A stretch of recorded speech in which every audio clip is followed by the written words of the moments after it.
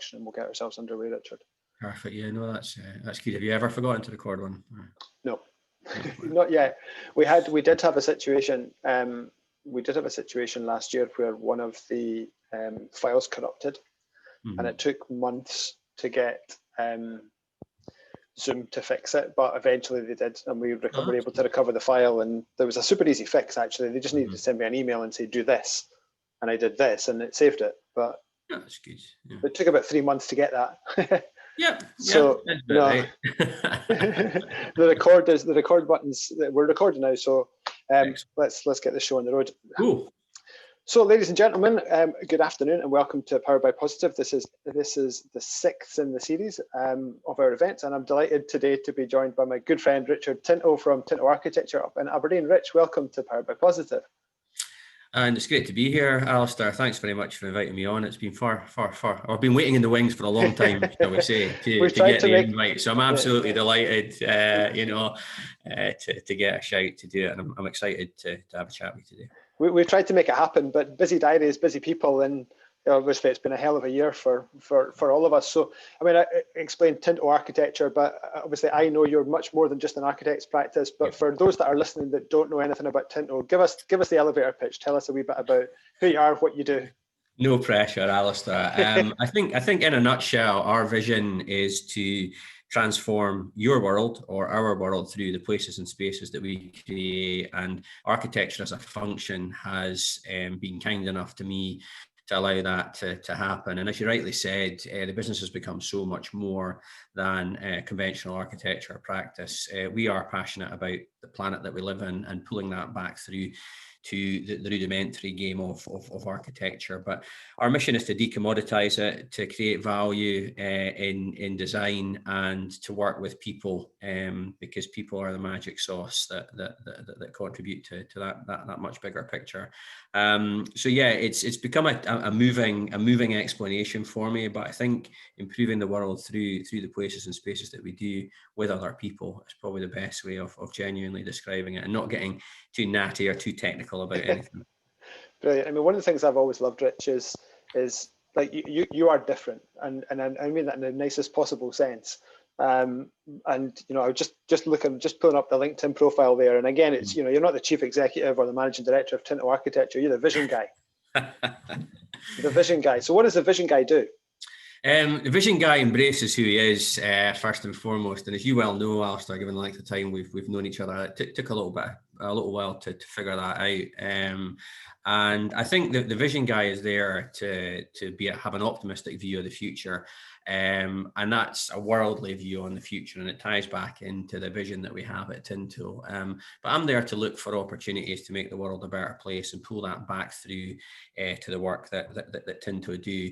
And the diversity of service that we offer are all different elements of how we feel we can make the world better, whether it be through interiors, whether it be managing the process a little bit more effectively, whether it be through the kitchens, which for an architect are a complete curveball. But the beauty of the kitchens are that they are the heart of where we live. They are at the heart of how we exist as human beings. We're social creatures. And I'm sure we'll talk about what the workspaces are going to look like in a post-COVID or in a continuing COVID environment. But increasingly so, kitchens and social spaces have become an integral part of how we interact as humans. And that paradigm shift around how we work is central to what we do. So yeah, my job is to look out for these futures, link them all together, maybe join the dots that perhaps sometimes others don't see. And then to be managed and supervised by a team of very, very professional people that sit behind us. So yeah, I don't know what's next for the vision guy, but I think that the world as it sits today is just the most wonderful opportunity to evolve and to innovate, and to add value to what we do through the core work that we deliver as well. So. Couple of things thanks, love it, Richard. Thank you. There's a couple of things just to pick up on there, and one of them is the team, and obviously I know the team well. I've known the team for a long time, and you do have, you've managed to build a fantastic team of largely young designers, creatives who like you see that world different and want to be part of something. I'm just curious, like that's it. people often in their minds have this image of an architect's firm. It's a bit like the accountant's firm. So people think a traditional accountant's firm is going to be full of folks sitting in suits, you know, the wall-to-wall grey, dull, and of course that's not what we are. And the old architect equivalent of it isn't what you are. How do you manage to attract those young people? I think it's I think partly I used to apologize for doing or starting what I did too young and too naive, but I actually now view it as a massive strength. I just had a completely different view on perhaps how the industry could exist. And again, used to apologize for being intimidated by perhaps the grey suits and those with more experience, but I actually found that I could work with younger people.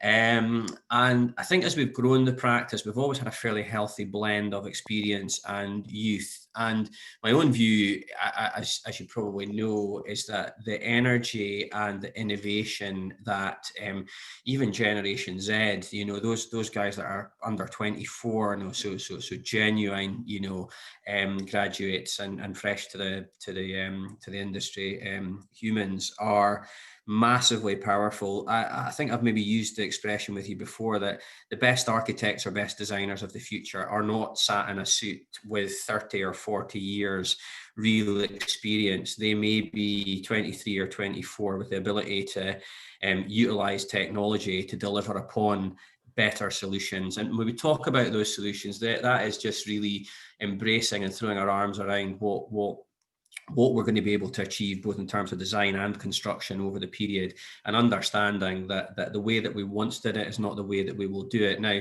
That is, as Malcolm Gladwell will say, some sort of tipping point. And I think that that tipping point is getting closer and closer. And if anything, these previous 9 or 10 months have proven how your world can shift, and whether you drive or whether it's out with your control. So the real value that these guys bring to design is just a completely different way of thinking. They are our futures of the customer. We're not at Tinto, as I know you're not at Ashton McGill, building something for the here and now. It's about that infinite part. And what is the legacy of it? Well, if we're going to create a genuine legacy, then we're looking after the young people at the moment. We're looking after their young people and their young people thereafter. So we need to be thinking much longer term about what we're doing. And that keeps you fresh, that keeps you keen.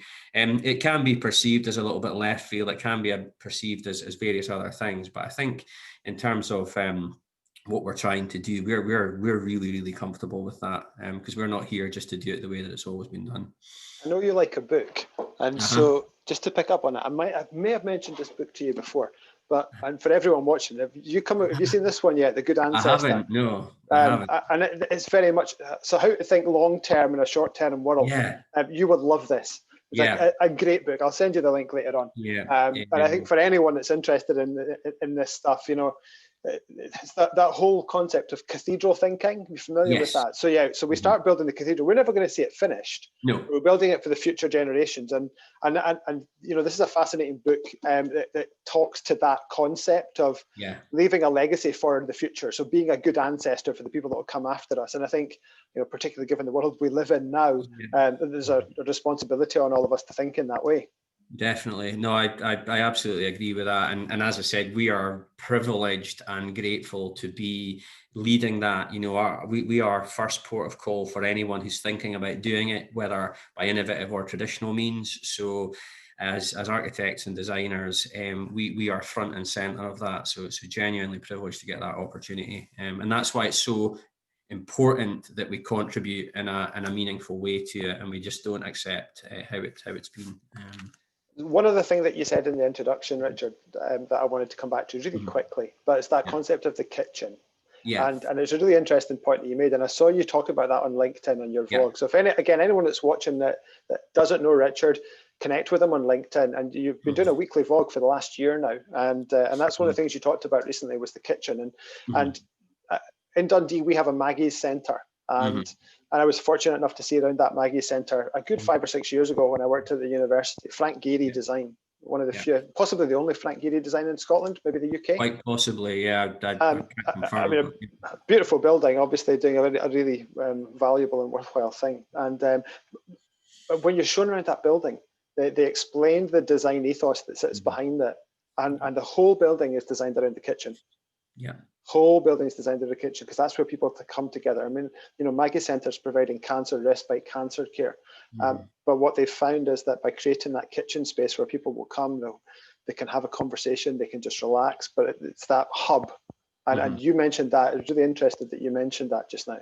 Yeah, absolutely. It's something that kind of evolved through our own journey in growing Tinto, I suppose. But one of the interesting sort of byproducts of that is kitchens see us at our most vulnerable as well. You've got that vulnerability when you're there. You're kind of, your guard is immediately down because you're in there doing something else. You might be doing something, making a tea, making a coffee. You might be eating, So the whole kind of concept of the kitchen being at the heart goes a level deeper than just being, it's a great space where people come together. And it's really easy to say, all great parties end in the kitchen, which is really, really one way of looking at it. Yeah. But actually, the vulnerability and the kind of humanness that the kitchen brings, you kind of can do everything in your kitchen. I mean, challenge getting dressed or undressed, but if the party's good enough, you certainly will.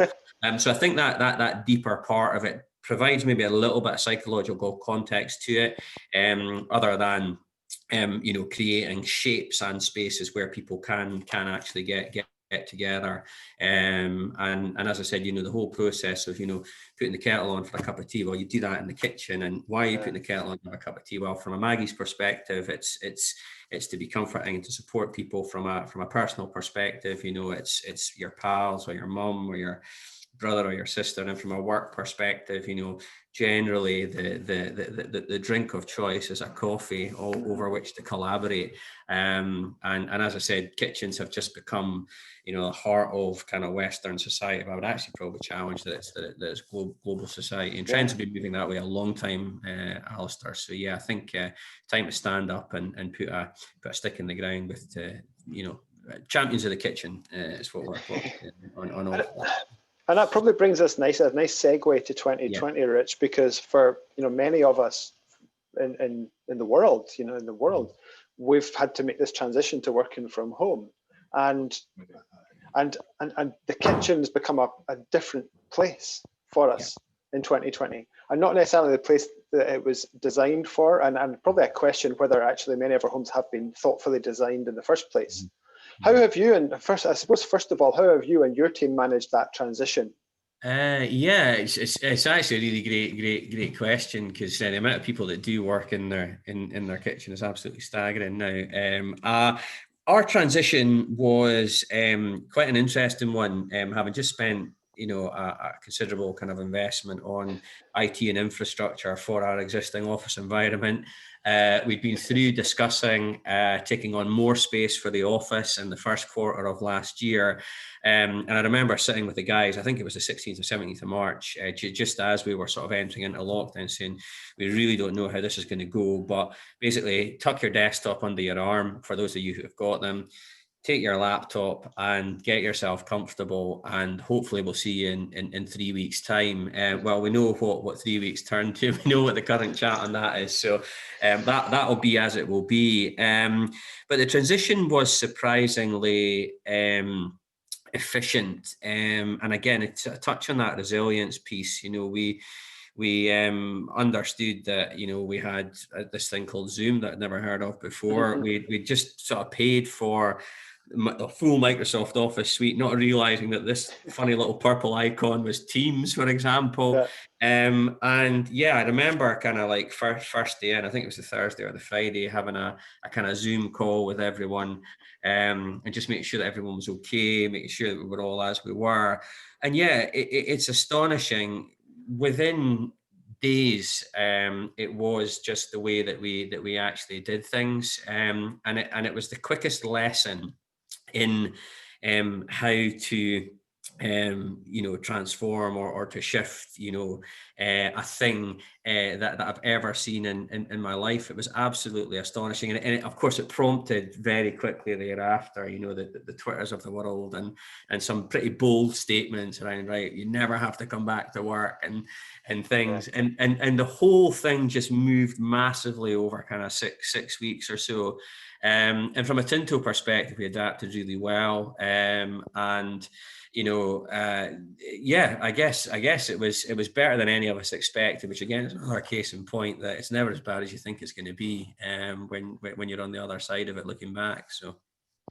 And so, a whole raft of the world goes and leaves their offices, leaves their workspaces, and transitions to working from their home, not through choice and not having had really any opportunity to think about how they might work from home. Yeah. And so I suppose my question is, the environments that we've all come back to work in, are they really fit for purpose for working from home? I think so twofold. So going to work from home, going from the office or the workspace to home, depending on what you do, they're completely inappropriate, given the nature of the business. But if we deal with the office for a moment, I just don't think any of us ever envisaged, having to use the dining room table or the kitchen breakfast bar or the spare bedroom or wherever it was, even your home office, probably, your kids probably had it set up for computer games or whatever, I just don't think anyone really imagined how important these spaces were going to become in terms of how we live. And all we've seen since is a kind of an adaptation to it, and all the new kind of inquiries that we have, bar none, I would probably go as far as to say bar none, there may be one or two, that the ability to work from home has been in each and every one of them. So a lot of our new inquiries over the year, we've had a really busy year for new inquiries in a residential sense, has been around creating extra living space, or people being acutely aware of how they live, having spent so much time in their homes, and also the capacity, I think, on that psychological level, just to be able to differentiate a little between living and working, and the creation of a physical space to allow you to do that. I don't think that anyone would be comfortable for it, and I haven't really spoken with anyone I think has been too comfortable working at the kitchen table for too long, or working at the breakfast bar for too long. Many people have had to, and I think we need to kind of be aware of the fact that we're very, very fortunate with the lives that we have, that are spaces for us to go. But many of my team living in apartments, different stages in life, Troy's in central London, or central-ish London as well, completely different experience of the whole thing, and moving between sofa to breakfast bar to kitchen to any room that hasn't got a distraction, hasn't got a young child in it, hasn't got a spouse or a partner trying to work in it.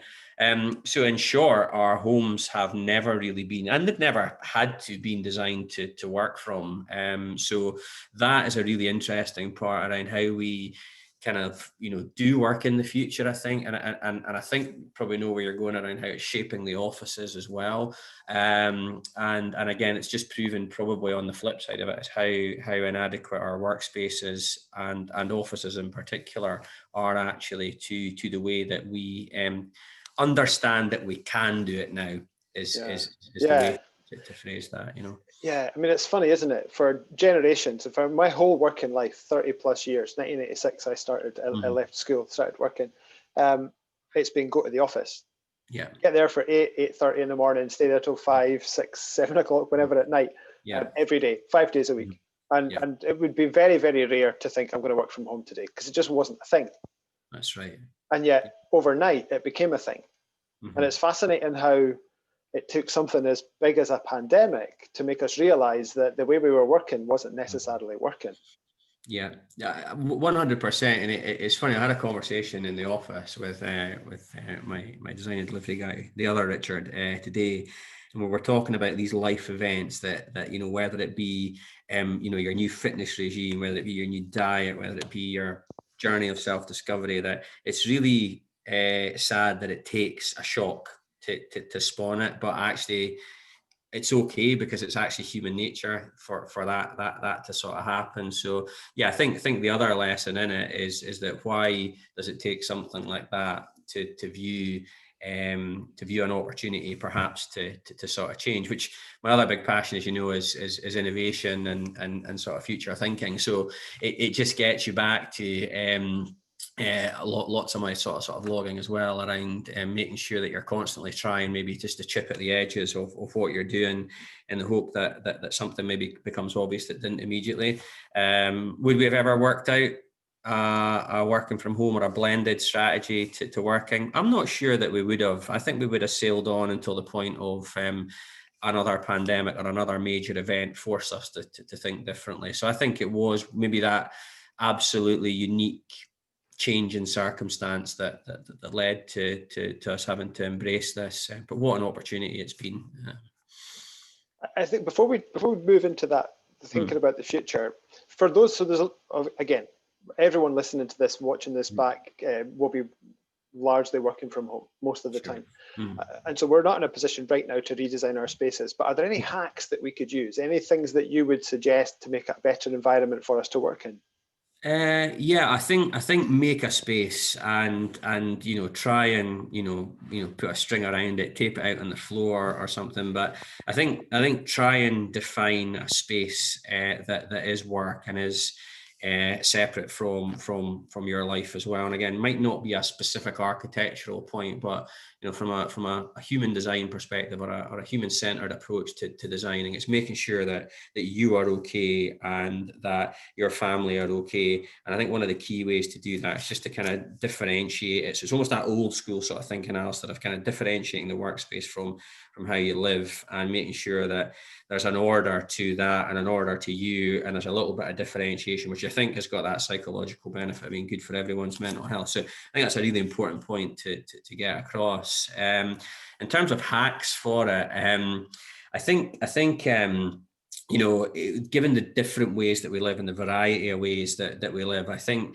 the other thing that I would always sort of ask my clients is what do you think might work for you, or tell me a little bit more about how you live and how you've worked in the past. And then even a sort of matrix. One of the things we do when we're co-creating spaces with clients, we kind of create this hierarchy of needs where we kind of work out strategic needs, nice to have needs, expensive needs, quick wins, etc.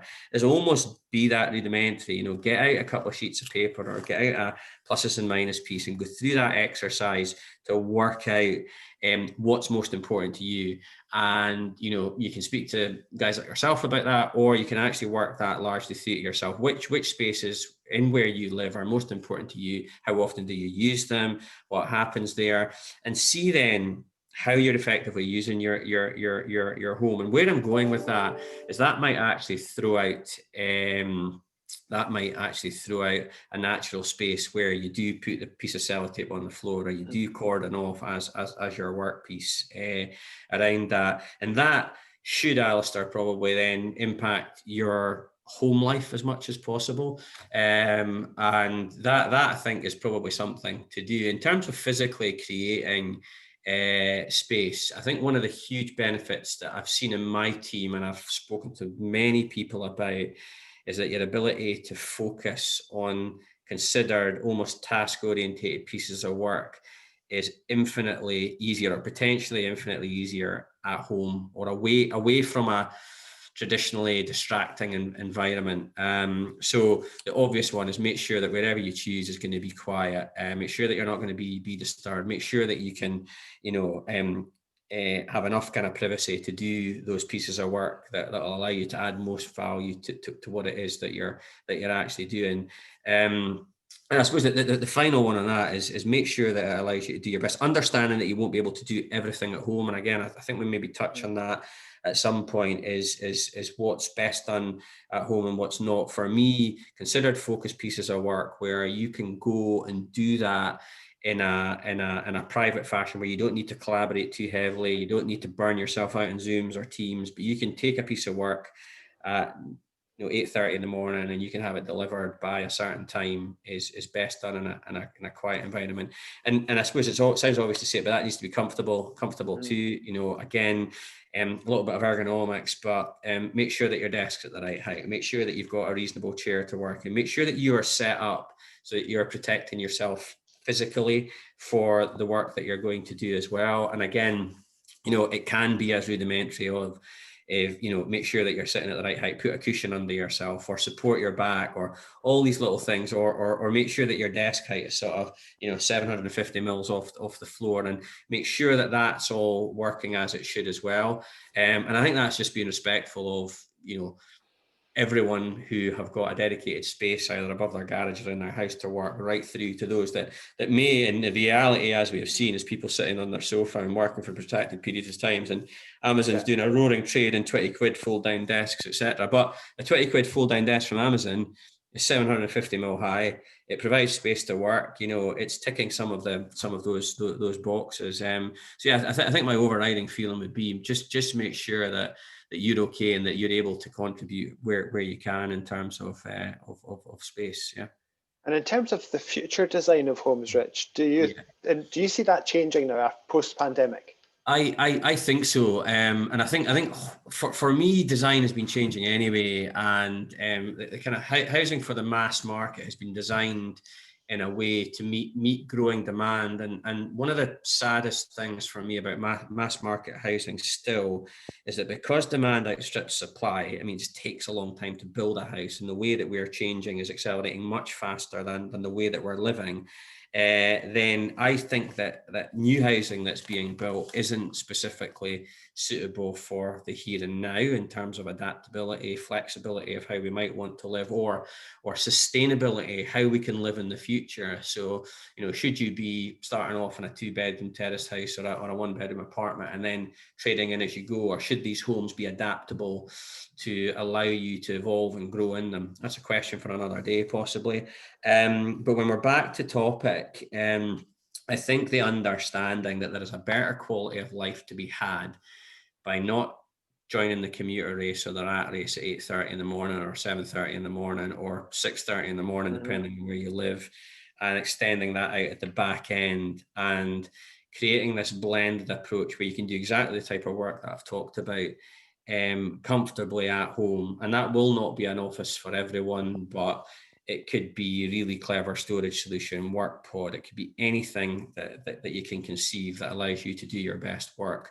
But in terms of conventional housing, I think there will be a lot more prominence around workspaces. And again, just personal example has been people looking to extend, primary need might have been, we're in each other's hair during lockdown, but actually when you go a couple of levels below, you actually work out that, we need to work, we need to exercise, we need to live all within, 100 or not square meters or whatever, or 200 square meters a house. So the actual human need is really quite important to that. So yeah, creation of spaces wherever possible is really quite important. And again, a separate space that can be garden room, it can be garage conversion, it can be loft conversion, it can be extension, it can be anywhere in the house, but a space to work, I think is something that's going to become increasingly important to how we consider designing new houses and adapting existing ones, understanding that probably industry or employers may be willing to embrace that change too and contribute to that in the way that they would have traditionally contributed to your office or your workplace environment.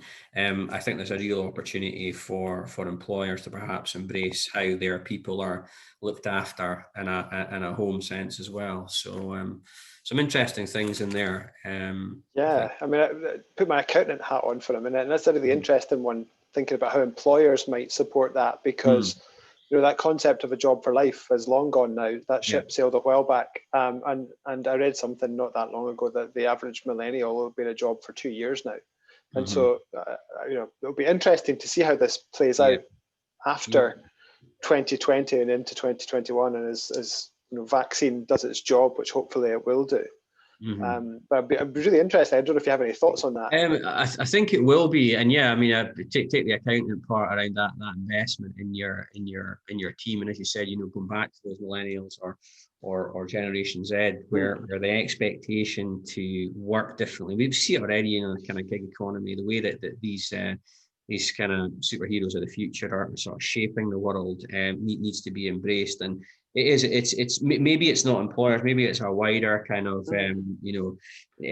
regional or country-led approach to actually taking the opportunity. And let's be honest, government largely supports the building of houses across the country. So can there be, this me getting all into the future, but could there be this hypothetical way where if we all understand that we're going to work and live slightly differently, that integral to design, so through the building regulations or the planning regulations, there is the encompassing of some form of design that allows people to do that, so that it almost becomes the norm. And then how that's bought and paid for, I suppose, is probably bought and paid for in reduction in travel time, in mental well-being and physical well-being, and the onus on the healthcare system. So when we join all these dots on a much bigger level, as I like to do, the benefits of actually providing these spaces and thinking longer term about it all, it seems like a bit of a no-brainer, doesn't it? It does, doesn't it? And thinking about the Paris Accord and climate change and so on. Yeah. And if we all just spend less time in our cars driving to our offices every day of the week, yeah.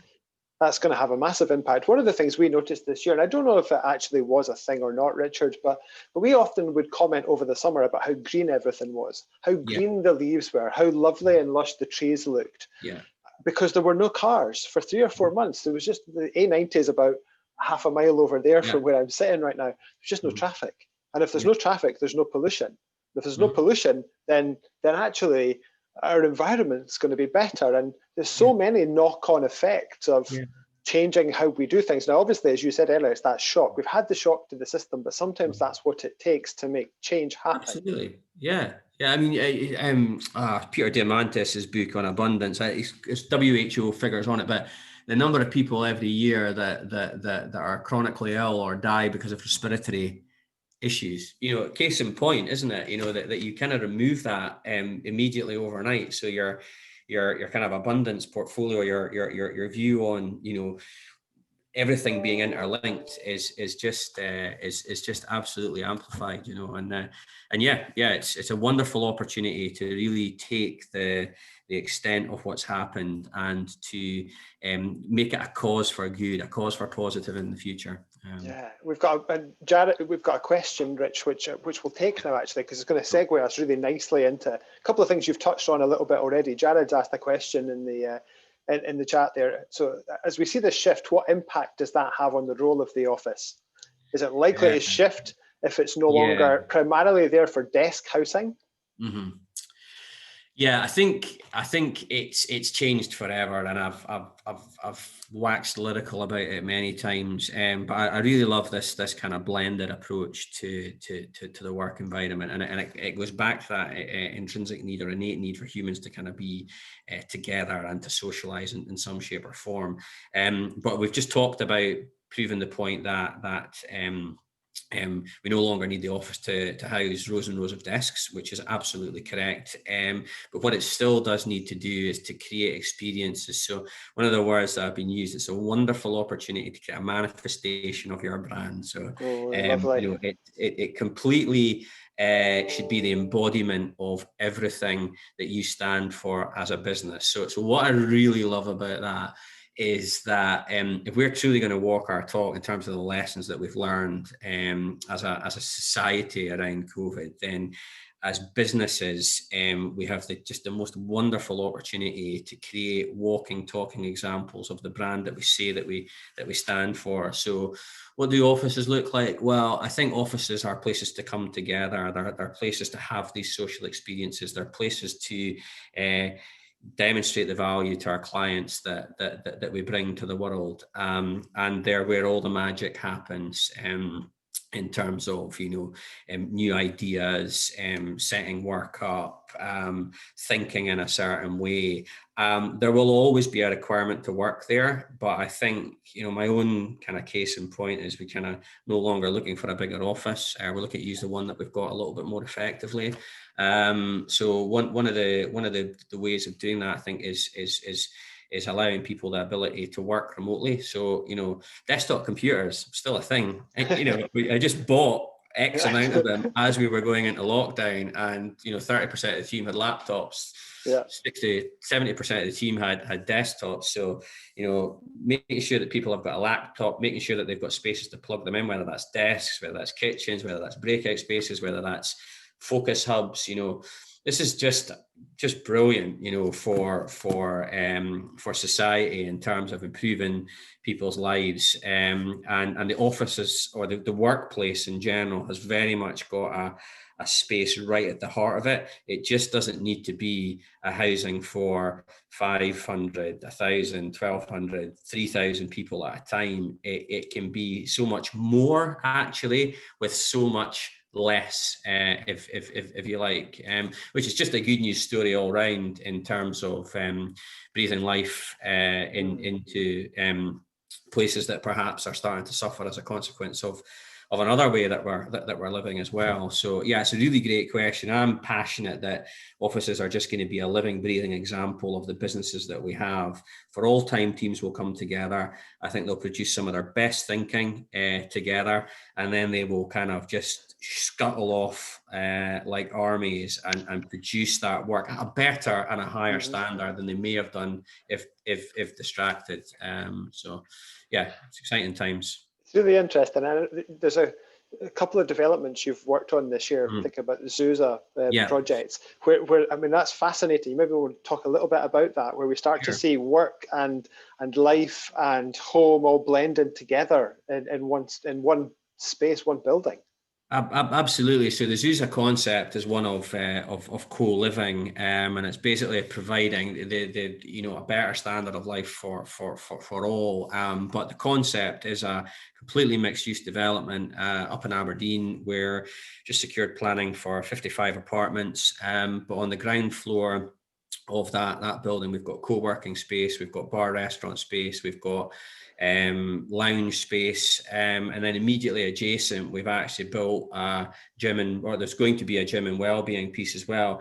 Hypothesis being that you've got all the factions of what you need to get by for sustained periods without actually leaving the boundary of where you live.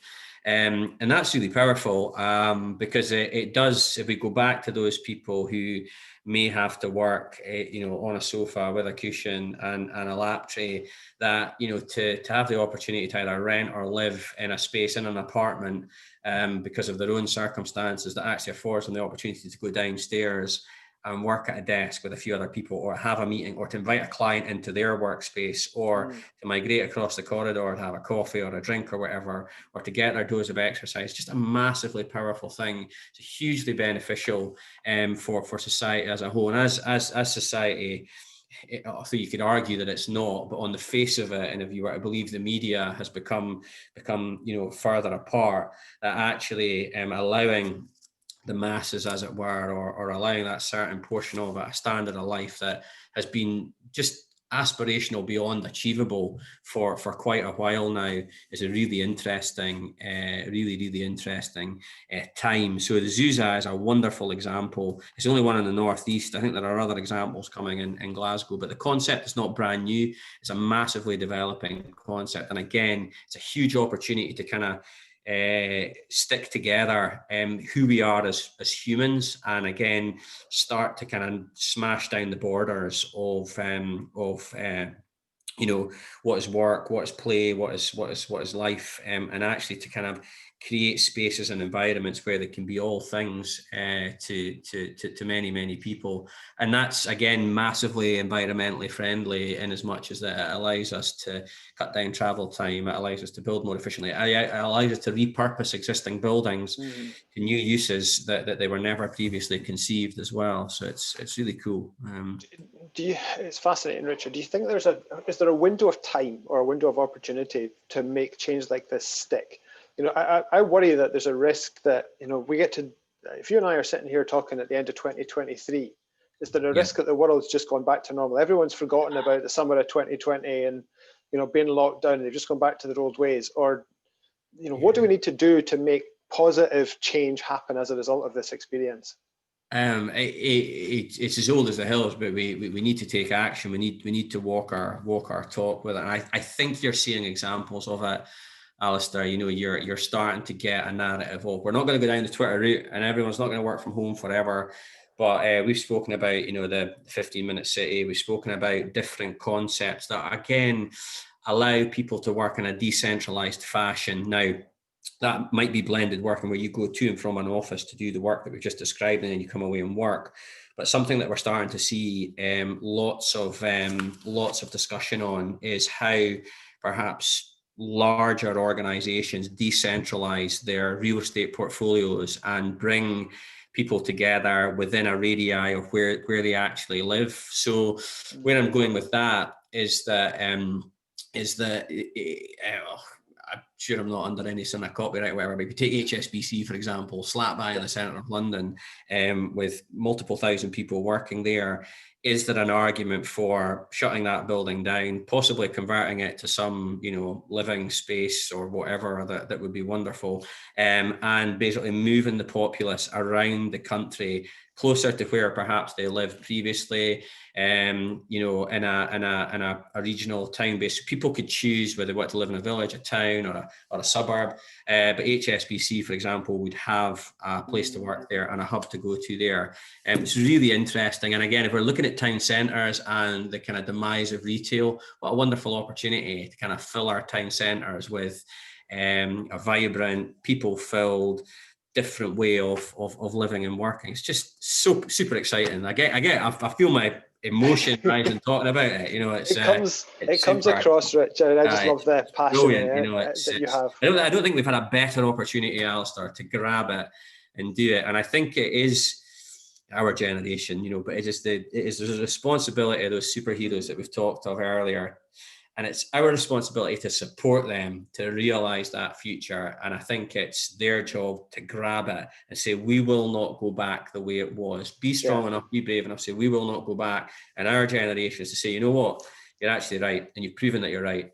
And we can actually help you get there. And that's big, big stuff, Brilliant. I just love that passion you have, Rich. I always enjoy any time we get to spend together. We've got a question from Derek Harper. Yep. And it's related to that office space. So Derek's question is, do you see a demand for outside office space in pavilions or covered spaces? We're looking at a communal kitchen or cafe in a green space with co-work and external office spaces. That's a great question. Yeah, I do. I see demand changing all the time, Derek, and I think that the short answer is yes, absolutely. I think if you are or have the opportunity to be designing your own office or a co-working space in December 2020, then not to kind of take the double diamond approach to it is a missed opportunity. Just have a look out there. Do a little bit of research on what your stakeholders want and your people want, but have a little look at some of the examples that I've talked about how larger organizations are starting to kind of see through the trees of how a different approach can work. And just touching on the greenery part and the outside part, one of the key elements of the development, the Zusa development, was creating a communal courtyard garden building. The pre-existing building was set up very well to do it. But greenery and environmental benefits as such, both visually and just in psychologically general, you just need to Google it to see the advantages that they have. So yeah, any new space I think is a genuine opportunity just to kind of turn the wheel a little bit on it or chip the edge of it.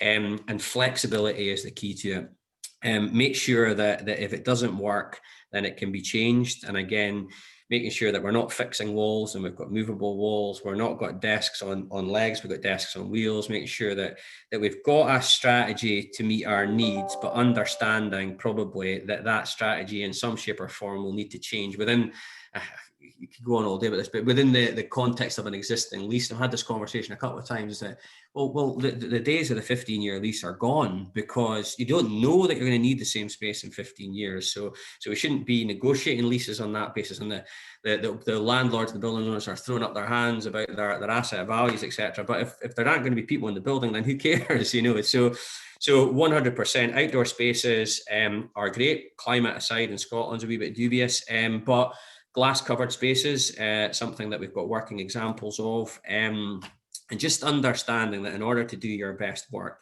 You don't necessarily need to be sat in an office with a door and a screen, or in a row of bench desks. You can be sat pretty much anywhere that you choose or anywhere that's comfortable for you. And if you can move around that space, if you can go and grab your coffee and take your laptop with you, stick it down at the breakfast bar, go to the focus pod because you got a call 15 minutes later, you jump in there with your headphones and you sit knuckle down there, and then you return maybe to a kind of a bench arrangement where there are two or three other people you've been collaborating with in the morning, then that's wonderful, in one space with all the different elements there. Oh yeah, and by the way, you need to get a bit of headspace, so you just step into the atrium or you step into the garden and you get that. But you know what, your Wi-Fi still works, your headphones are still on, you can still interact with the world in the way that you need to.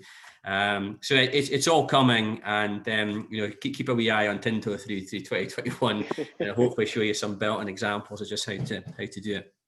Brilliant. There's so much about, there's so much in there to unpack, but repurposing of city centres, city spaces, you touched on it a couple of times. And thinking about Aberdeen, and even when we lived up there, the times that they would close Union Terrace, and you'd have Union Terrace gardens as with the markets and so on, it changed the feel of the city. And there's a challenge for our city leaderships, isn't there, Richard, to think differently about those spaces. You talked about the 15-minute city a moment or two ago. And again, I don't know if you have a view. I'm keen to hear if you have a view on this and what we ought to do with our cities, and perhaps how we as the general public can help to influence that change. Yeah, I think it's interesting. So the UK government, not the Scottish government for a second, have obviously changed planning guidance, and Boris said to build, in his regular fashion, and that's great. And there is that opportunity to kind of deregularize how planning exists. So on a high level, I'll start there. On a high level, there is an opportunity at government and local government level to reframe how development is viewed, and to encourage certain types of development just by kind of creating policies that make it less prohibitive, or remove the barriers to actually changing the use of a building, or looking at an innovative way of using space. So on a very high level, there's a great opportunity to do that.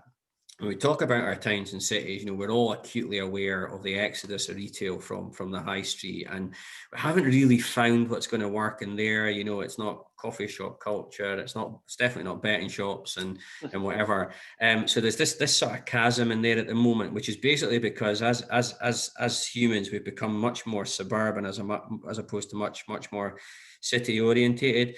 So I think there's a real opportunity within the high street to create almost like ecosystems of interconnected spaces that are retail and leisure, that are living spaces, and that are work spaces, underpinned by great transport links, public transport preferably, access to green space, access, the UK becoming increasingly, it feels like we're floating into the Atlantic at the moment, doesn't it?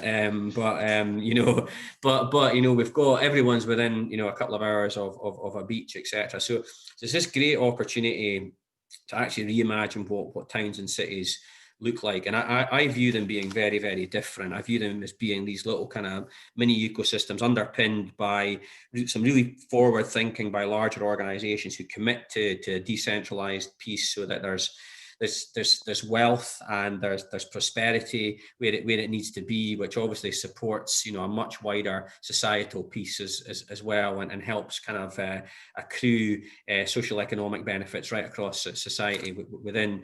And then what can we do? Well, I think from a you and I perspective, again, I would just ask you to take your specs off, your pre-2020 specs off, and just sit down and think about, what's really important to you. And one of the most powerful things for me this year, and I know for many people, has actually been how little can you actually exist with, how little in your life can you exist without. So back to that big lesson, do we need it all?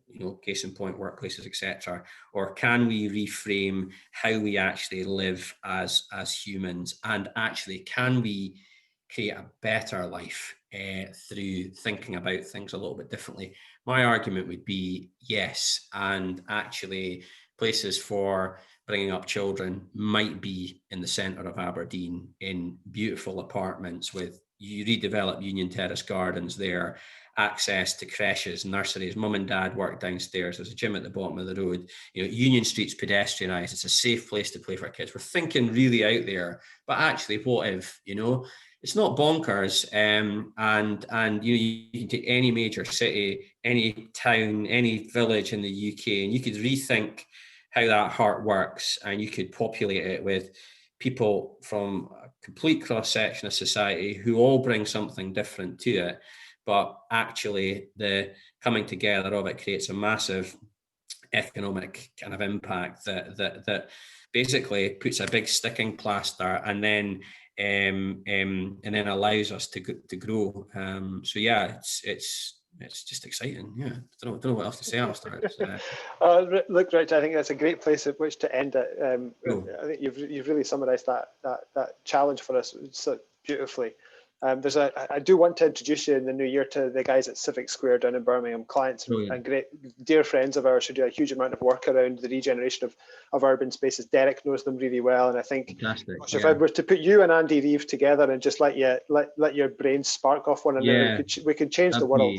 Be absolutely wonderful. We've got a couple of projects that could do with that conversation. So nice and early in 2021. Mr. I will make that connection. Do you know what, Richard? It's so clear for everyone watching this to see why you're the vision guy. I mean, you've just given us 55 minutes, 55 minutes nearly of why you earned that title, because you've always, and all the time I've known you, you have that vision, and I love the way you see the world. And I'm just really grateful for you taking time out of what I know is a busy end to the year to come and join us at lunchtime today and share your thoughts about the world. If anyone wants to connect beyond today, Rich, what's the best way for them to do that? Just going to drop my email in the chat box right here. Derek's dropped me a really nice message. Thank you very much. And I'm just going to pop my email in the chat box. Great stuff. For anyone else that's watching this and isn't saying the chat bar, because I don't know if that will show up on YouTube later on. That's all right. Speak to Alistair. He'll hook us up. And I think if you like looking at pictures of beautiful buildings, tintoarchitecture.co.uk, you'll see a plethora of the projects that Richard and the team do there. But Rich, thanks so much. Great way for us to end the year with Powered by Positive. It's been a delight as always to speak to you. Thank you so much for your time today. My pleasure, my friend. Take care. Wish you and the family a lovely Christmas, Rich. Likewise, Alistair. Thank you. Bye-bye.